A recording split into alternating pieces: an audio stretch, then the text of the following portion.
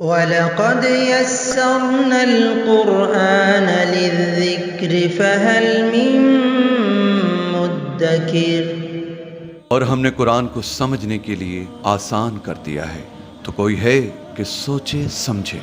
دینی و فقہی معلومات اور تفسیر قرآن کے لیے مفتی Muhammad Azam Bakhtiyar YouTube channel subscribe کریں، ویڈیو شیئر کریں اور بیل آئیکن دبانا مت بھولیے تاکہ ہماری نئی آنے والی اپڈیٹ آپ کو ملتی رہے۔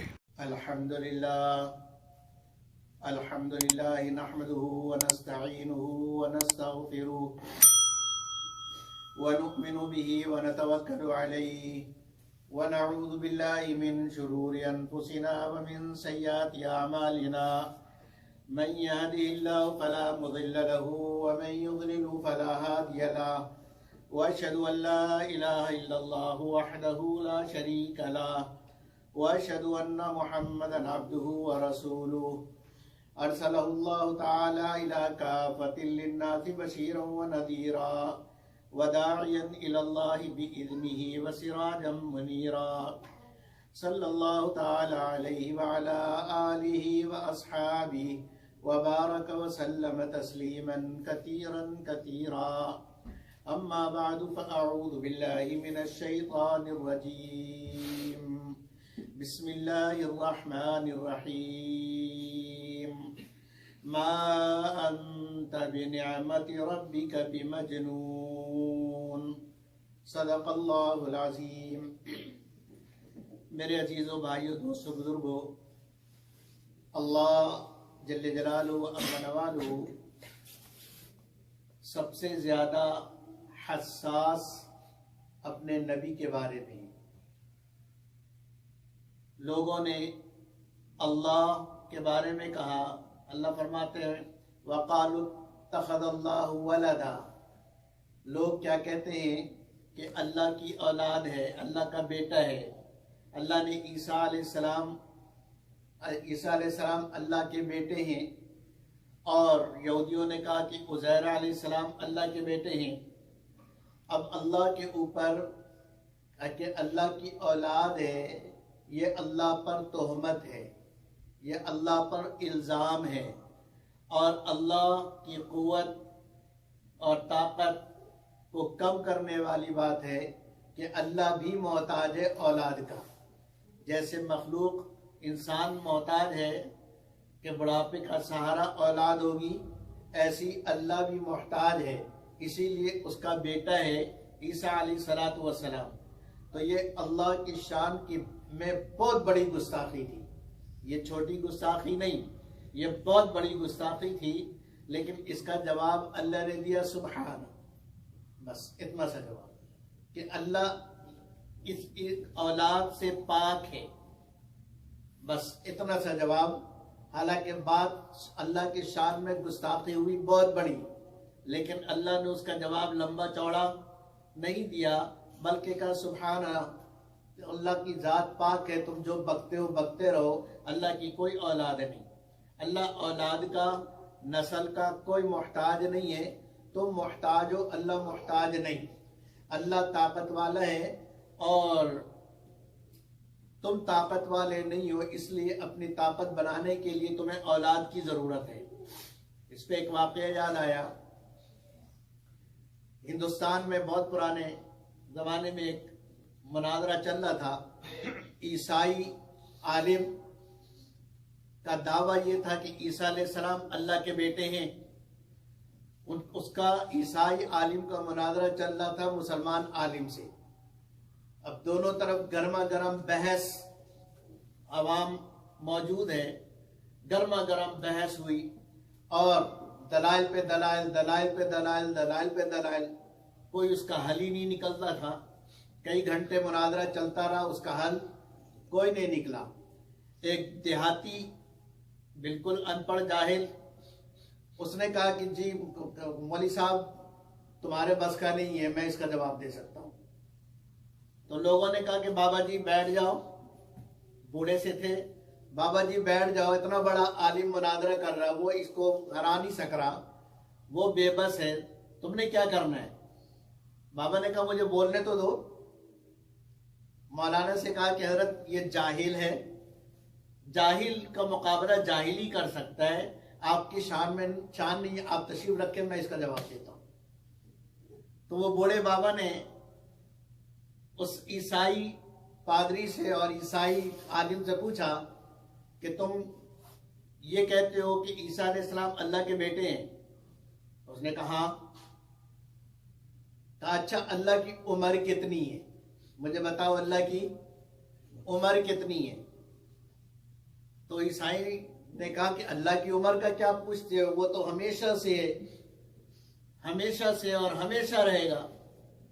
اللہ کی عمر کی کوئی قید ہی نہیں ہے، کوئی بتلا ہی نہیں سکتا، وہ تو ہمیشہ سے، اس کو کسی نے پیدا ہی نہیں کیا۔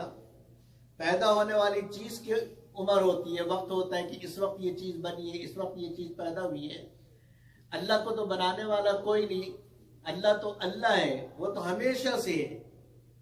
تو اس بابا نے کہا کہ اچھا اس کا مطلب یہ ہے کہ اللہ کی عمر کروڑوں اربوں سال۔ اس نے کہا جی۔ کہنے لگا اچھا اللہ نے کی اولاد کتنی تمہارے حساب سے، تمہارے عقیدے کے مطابق اللہ کی کتنی اولاد ہے؟ تو اس عیسائی نے کہا کہ ایک، عیسیٰ علیہ السلام، بس۔ تو اس نے کہا کہ یہ تم اللہ کی بڑائی بیان کر رہے ہو یا اللہ کی کمزوری بیان کر رہے ہو؟ میری عمر 80 سال ہے، میرے 10 بچے ہیں، اللہ کی عمر کروڑوں اربوں سال کی اور صرف ایک بچہ۔ یہ اللہ کی بڑائی ہوئی کہ اللہ کی توہین ہوئی؟ یہ تم اللہ کی توہین کر رہے ہو، اللہ کی بڑائی نہیں بیان کر رہے ہو۔ وہاں خاموش ہوا۔ کہا اچھا دوسری بات، میں زمیندار ہوں، میرے بچے کو کوئی مارے تو میں اس کی گردن اتار دوں، میرے بچے کو کوئی ہاتھ تو لگا کے دیکھے، میں اس کی گردن اتار دوں۔ تم کہتے ہو کہ عیسیٰ علیہ السلام اللہ کے بیٹے ہیں اور تمہارے عقیدے کے مطابق تم نے ان کو سولی دے دیا ہے، ان کو قتل کر دیا ہے، تو اللہ اتنے طاقت کے باوجود اپنے اکلوتے بیٹے کو نہیں بچا سکا؟ تو یہ تم اب اللہ کی بڑائی بیان کر رہے ہو یا اللہ کی کمزوری بیان کر رہے ہو؟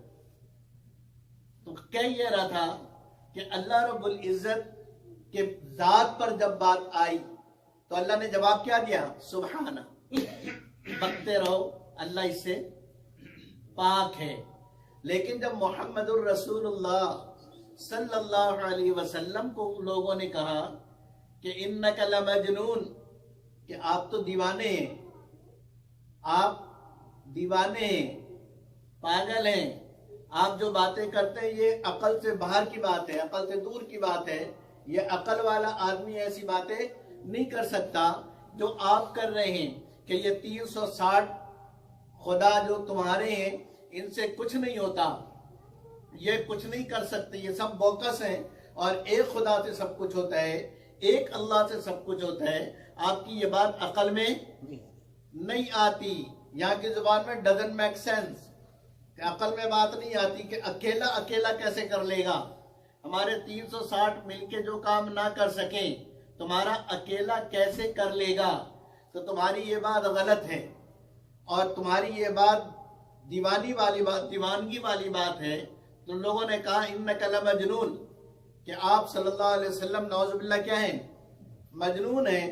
تو اللہ رب العزت نے اس کا جواب اللہ نے بہت تفصیل سے دی ہے، یہ بتلانے کے لیے کہ میری ذات پر میں برداشت کر لوں گا، میرے محبوب کی ذات پر اگر انگلی رکھو گے تو تمہاری انگلی توڑ دی جائے گی، میرے نبی کی ذات پر اور میرے نبی کے کردار پر اگر تمہاری زبان چلے گی تو تمہاری زبان کاٹ دی جائے گی، اگر تمہاری گردن اٹھے گی تمہاری گردن توڑ دی جائے گی۔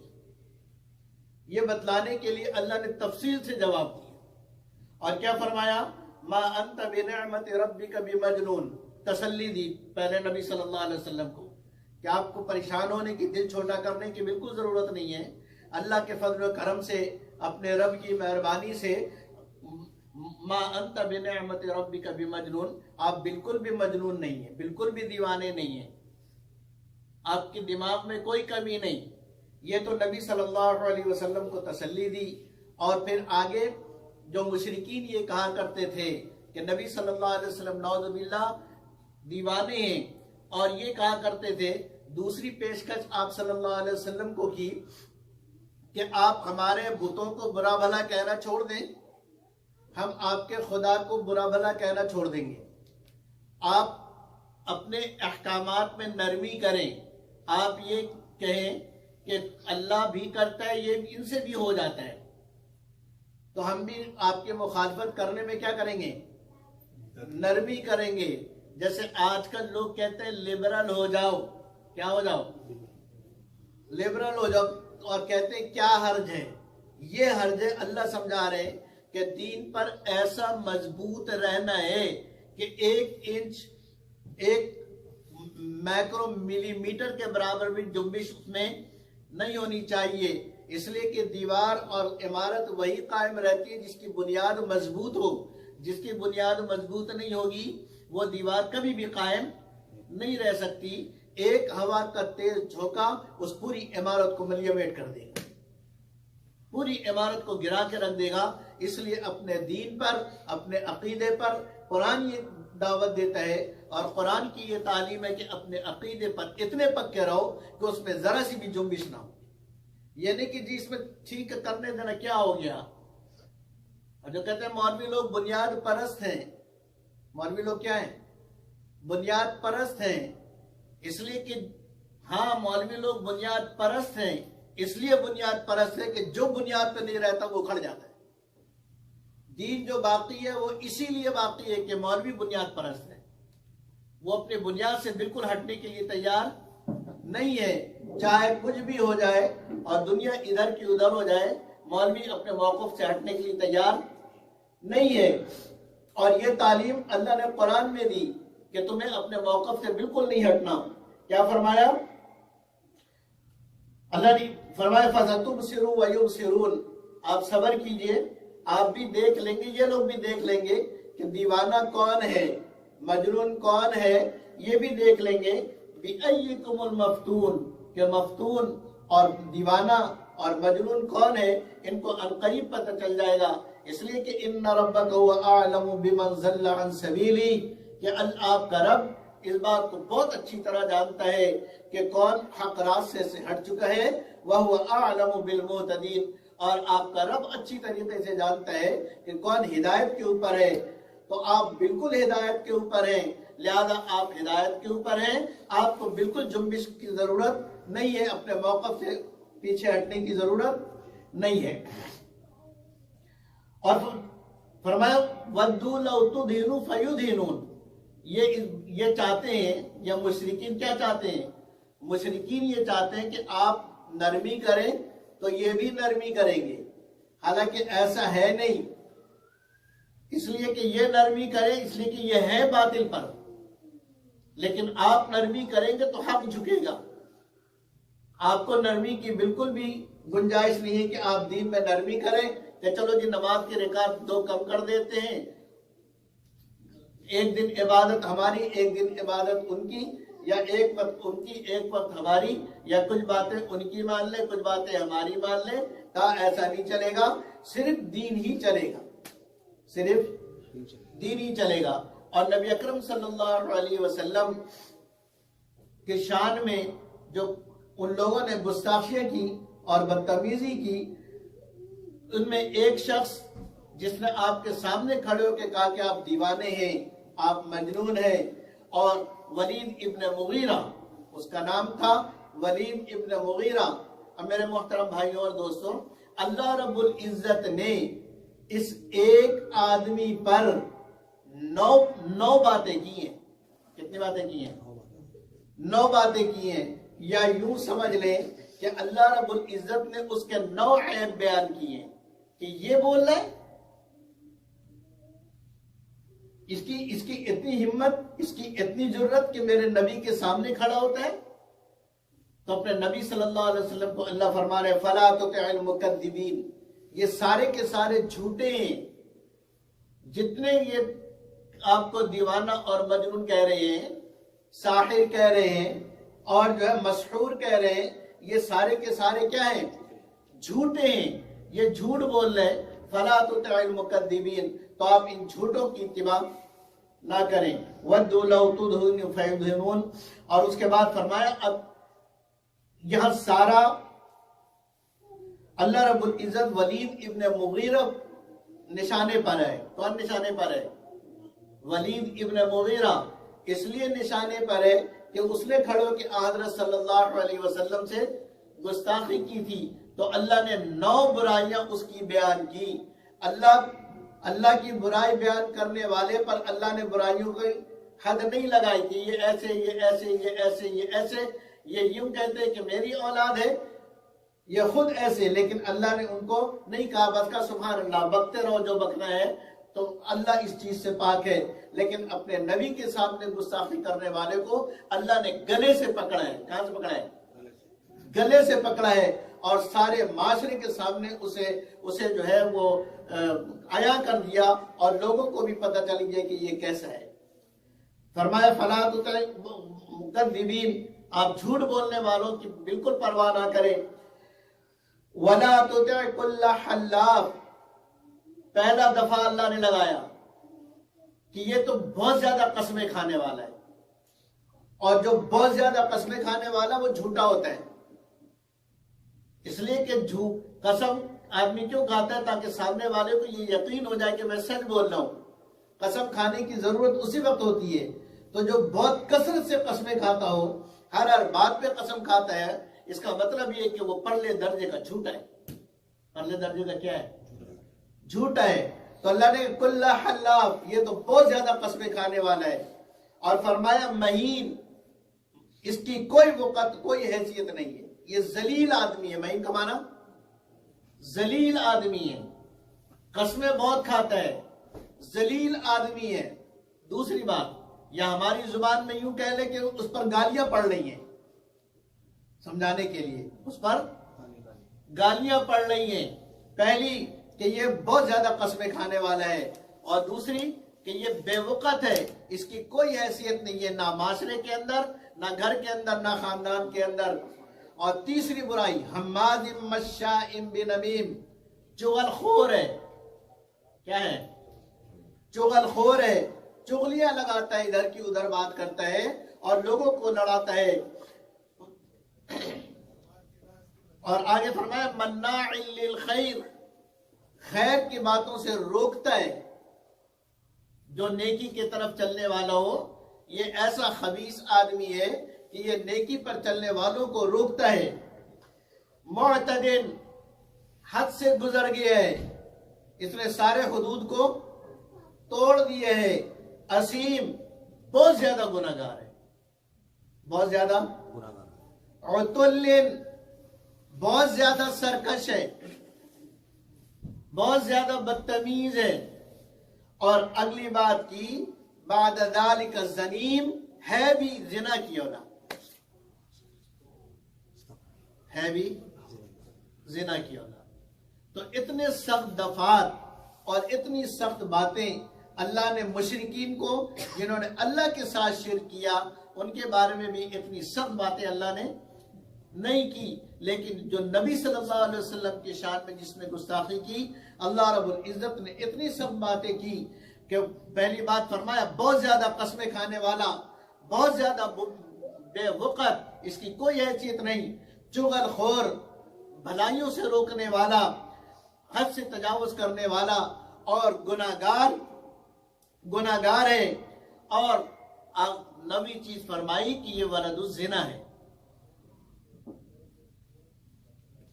صرف اس لیے کہ ان کان ذا مال و بنین، صرف اس لیے کہ اللہ نے اس کو مال دیا، اولادیں دی ہیں، اپنے مال اور اولاد پر یہ اتنا اتراتا ہے کہ ہمارے نبی کی شان میں گستاخی کرتا ہے. فرمایا وہ کہتا کیا ہے؟ اذا تتلی علیہ آیاتنا قال اساطیر الاولین، جب ہماری آیتیں اس پر پڑھی جاتی ہیں، ہمارا قرآن اس کو سنایا جاتا ہے، تو وہ کہتا ہے کہ قرآن سننے کی ضرورت نہیں ہے، یہ تو پہلے لوگوں کی کہانی ہے، یہ تو کہانی کی کتاب ہے، اور کہانی ہے جو محمد صلی اللہ علیہ وسلم نے کسی سے سن لی ہے اور پھر وہ کہانیاں سنا رہے ہیں، لہذا قرآن سننے کی ضرورت نہیں ہے. اور لوگوں کو قرآن سننے سے روکتا تھا. اللہ نے اب اس کی سزا بتائی، سَنَسِمُهُ عَلَى الْخُرْطُومِ، بہت عزت والا بن رہا ہے، ہم اس کی ناک کاٹ دیں گے، ہم اس کی ناک کاٹ دیں گے. سنسمہ علی الخرطوم، اس کی ناک کو ہاتھی کے ناک سے تشبیہ کی کہ جس ناک پر یہ اتراتا ہے، بڑائی کرتا ہے، ہم اسی ناک کو کاٹ دیں گے اور پھر جہنم کے اندر اس ناک کو ہم آگ میں ڈالیں گے اور آگ کا نشان لگائیں گے. بعض علماء نے فرمایا قیامت کے دن یہ ولید ابن مغیرہ اس حال میں ہوگا کہ اس کی ناک کٹی ہوئی ہوگی اور اس کو آگ سے داغا گیا ہوگا، جلایا گیا ہوگا، تاکہ سارے جہنم، سارے محشر والے یہ سمجھ لیں کہ یہ ہے گستاخ رسول، یہ ہے گستاخ رسول. تو گستاخ رسول کا انجام دنیا کے اندر بھی ذلت اور رسوائی، اور گستاخ رسول کا انجام آخرت کے اندر بھی ہمیشہ کی رسوائی اور ذلت ہے. اس کی کوئی معافی نہیں. اللہ کے نبی کی شان میں گستاخی ایسا سبب ہے کہ جس کے اندر یہ ہوگا اللہ اس کے دل پر مہر لگا دے گے جباریت. اللہ اس کے دل پر مہر لگا دے گا اور پھر اس کو ایمان کی توفیق کبھی بھی نہیں ہوگی. چاہے ایمان لانے کے سارے اسباب موجود ہوں، لیکن وہ ایمان نہیں لا سکے گا، اس لیے کہ اس کے دل کے اوپر ضلالت کی، گمراہی کی مہر لگ چکی ہے. اب ہدایت اندر نہیں جائے گی. اور یہ سبب ہے نبی اکرم صلی اللہ علیہ وسلم کی توہین کرنے کی. اسی پر علماء نے ایک بات لکھی ہے جو میرے اور آپ کے لیے ہے کہ جس طرح نبی کی توہین پر دل پر مہر لگ جاتی ہے اور ہدایت نہیں ملتی، ایسی نبی کی سنت کا مذاق اڑانے پر دل پر مہر لگ جاتی ہے. نبی کی سنت کا مذاق اڑانے، میرے دوستو، ایک یہ کہ سنت پر آپ عمل نہیں کر رہے، جرم یہ بھی ہے، جرم یہ بھی ہے. اس لیے کہ اگر نبی کی سنت پر عمل نہیں کر رہے تو کسی کی سنت پہ تو عمل کر رہے ہو نا. ایسا تو نہیں کہ کسی کی سنت پہ عمل نہیں ہو رہی. مثال کے طور پر اگر داڑھی رکھ لی ہے تو نبی کی سنت پر عمل ہو گیا، لیکن اگر شیو کر رہے ہیں تو شیو کرنا خود ابھی سے آپ نے شروع کیا یا کسی کی سنت ہے؟ سب سے پہلے جس نے شیو کرنا شروع کیا اس کی سنت پر آپ عمل کر رہے ہیں. اور وہ کافر تھا جس نے لاکھوں مسلمانوں کو قتل کیا، اور اس نے اپنے ملک کے اندر یہ پابندی لگائی تھی کہ داڑھی والوں کو قتل کرو. تو اگر آپ داڑھی نہیں رکھ رہے تو آپ اس آدمی کی، اس بادشاہ کی سنت پر اور اس کے حکم پر عمل کر رہے ہیں. ایسا نہیں کہ کوئی حرج نہیں. اگر نبی کی سنت نہیں تو نبی کے دشمن کی سنت پہ یقیناً عمل ہو رہا ہے، یقیناً عمل ہو رہا ہے. تو اصل بات یہ کہنی تھی کہ اگر سنت پر عمل نہیں ہو رہا تو دل سے ندامت ہو. جب دل میں ندامت ہوتی ہے نا اور اپنے آپ کو سمجھتے ہیں کہ میں غلط کر رہا ہوں، تو ایک دن اللہ اس کو توبہ کی توفیق عطا فرما دیتی. لیکن اگر غلط ہی نہ سمجھے تو پھر توبہ کی توفیق کبھی نہیں ہوتی. توبہ کی توفیق سلب ہو جاتی، اس گناہ سے وہ توبہ نہیں کر سکتا. اس لیے کہ توبہ تو جب کرے گا جب اس کو گناہ سمجھے. بات کہیں اور نکل گئی. عرض یہ کر رہا تھا کہ اللہ رب العزت کی یہاں سب سے زیادہ جس چیز پر اللہ ناراض ہوتے ہیں وہ اس وقت جب نبی صلی اللہ علیہ وسلم کی گستاخی کی جائے. اور نبی اکرم صلی اللہ علیہ وسلم کی شان اقدس میں سب سے بڑی گستاخی یہ ہے کہ اللہ تو کہیں کہ یہ آخری نبی، اور اللہ کے نبی خود کہیں کہ میں آخری نبی، اور کوئی اٹھ کے کہے کہ نہیں تم آخری نبی نہیں. گویا کہ وہ قرآن کو بھی جھٹلا رہا اور اللہ کے نبی کو بھی جھٹلا رہا. اور یہ اللہ کے نبی کی شان میں سب سے بڑی گستاخی ہے. اللہ کے نبی کی شان میں سب سے بڑی گستاخی ہے. اس لیے کہ ختم نبوت یہ وہ اعلیٰ مقام ہے جس سے اونچا اعلیٰ عرفہ اجمل اکمل کوئی مقام نہیں، کوئی مقام نہیں۔ تو کوئی شخص اگر اٹھ کے کہتا ہے کہ میں نبی ہوں، اور وہ نبی صلی اللہ علیہ وسلم کے بعد اٹھ کے کہتا ہے کہ میں بھی نبی ہوں، میں بھی نبی ہوں، تو اس نے نبی اکرم صلی اللہ علیہ وسلم کی ختم نبوت پہ گالی دی ہے۔ نبی صلی اللہ علیہ وسلم کے منصب ختم نبوت پر گالی دی ہے، کیچڑ اچھالا ہے، اور اس منصب کو چھیننے کی کوشش کی ہے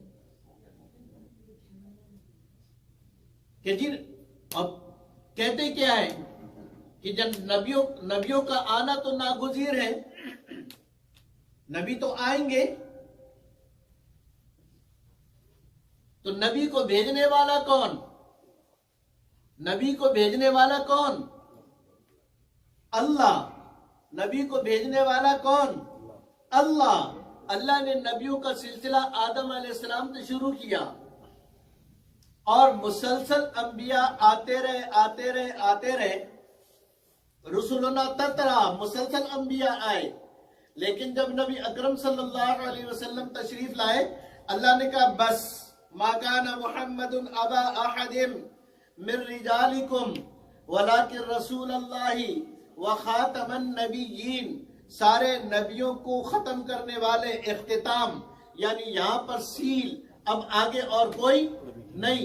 نبی کی فہرست آدم علیہ السلام سے شروع ہوئی، چلتے محمد الرسول اللہ صلی اللہ علیہ وسلم کا نام آیا، وہاں پہ اللہ نے لکیر کھینچ دی اور وہاں پہ مہر لگا دیا کہ بس اس سے آگے کوئی نہیں، اس سے آگے کوئی نہیں۔ اور اگر کوئی نبی اکرم صلی اللہ علیہ وسلم کی ختم نبوت کو نہ مانے اور اس میں تعویلات کرے اور کہے کہ جی جیسے انبیاء آتے تھے ویسے آئیں گے،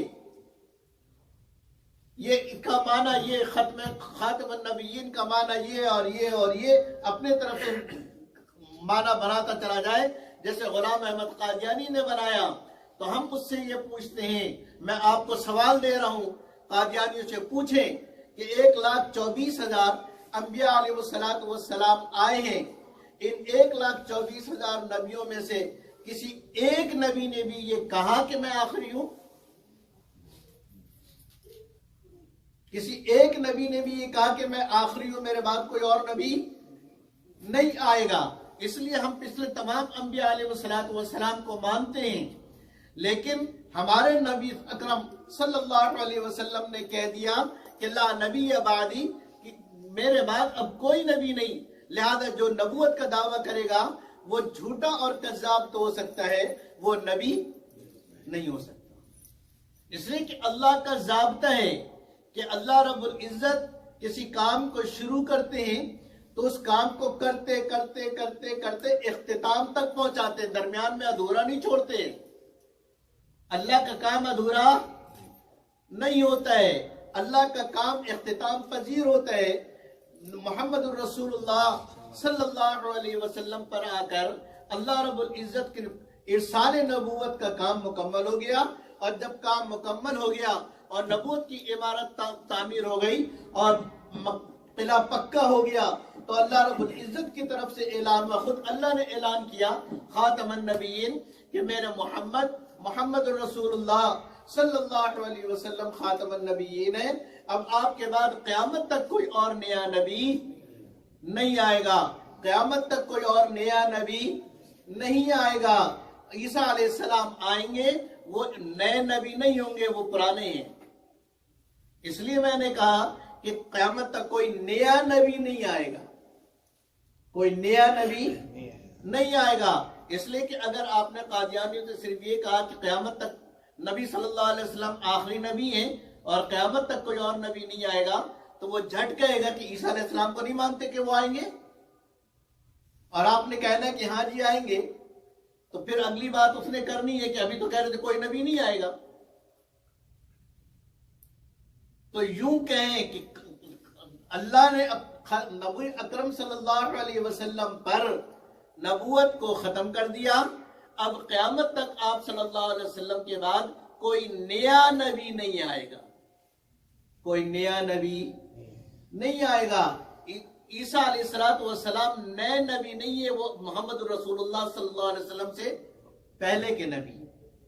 اس لیے میرے عزیز بھائی اور دوستو، اس بات کو سمجھنا، میں مسلسل 5-10 جمعے سے جو مسلسل یہ بات کر رہا ہوں، یہ اس لیے کہ اس وقت یہاں کی سطح پر، خاص طور سے انٹاریو اسکول کالج یونیورسٹی کی سطح پر، اس وقت قادیانیوں نے بہت زیادہ طوفان مچایا ہوا ہے.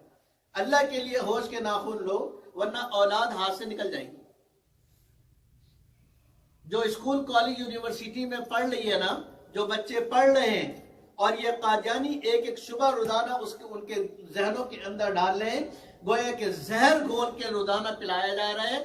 اگر اپنے بچوں کو نہیں روکا اور ان کو نبی اکرم صلی اللہ علیہ وسلم کی ختم نبوت اور عقیدہ ختم نبوت کی اہمیت ان کے دل میں نہیں بٹھائی، تو ہماری نسل ہمارے ہاتھ سے نکل جائے گی.